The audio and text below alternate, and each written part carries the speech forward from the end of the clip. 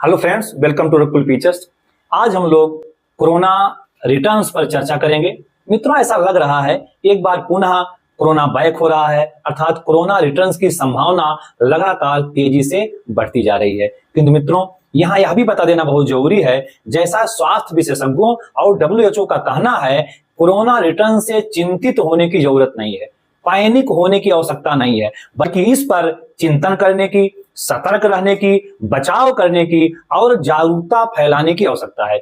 मित्रों, इन्हीं सब विषयों पर आज हम लोग चर्चा करेंगे और बिना पैनिक हुए कोरोना के कहर से बचने का उपाय भी खोजेंगे। मित्रों, एशिया सहित पूरे भारतवर्ष में एक बार पुनः कोरोना वायरस का संक्रमण केरल से शुरू होकर महाराष्ट्र, तमिलनाडु, गुजरात, दिल्ली, बंगाल और उत्तर प्रदेश सहित अनेक राज्यों में तेजी से फैल रहा है। यहां तक कि एक एक दिन में 1000 से 2000 केसेज की बढ़ोतरी हो रही है, जो पूरे भारतवर्ष के लिए, भारत सरकार के लिए और स्वास्थ्य मंत्रालय के लिए एक चिंता और चुनौती का विषय बना हुआ है। स्वास्थ्य मंत्रालय के आंकड़ों के अनुसार कोरोना वायरस केसेज में तीव्र वृद्धि दर्ज की जा रही है और इसको देखते हुए स्वास्थ्य मंत्रालय ने सभी राज्यों को एडवाइजरी जारी कर दी है, जिसके अंतर्गत RT-PCR टेस्ट कराने के निर्देश दे दिए गए हैं।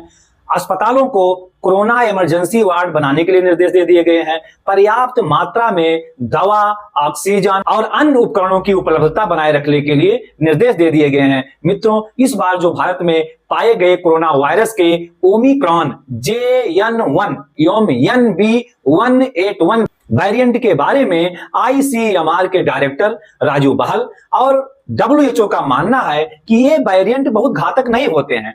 लोगों को चिंता करने की जरूरत नहीं है, बस सावधानी बरतने और कोरोना गाइडलाइन को फॉलो करने की जरूरत है। मित्रों, मन में एक प्रश्न उठता है कि वायरस और कोरोना वायरस अर्थात कोविड-19 क्या है, जिसने पूरे विश्व में महामारी के रूप में ऐसी तबाही मचाई, जिसमें लगभग 15 मिलियन से अधिक लोगों की मौत हो गई और पूरे विश्व की अर्थव्यवस्था ध्वस्त हो गई। मित्रों, आइए सबसे पहले वायरस को समझते हैं।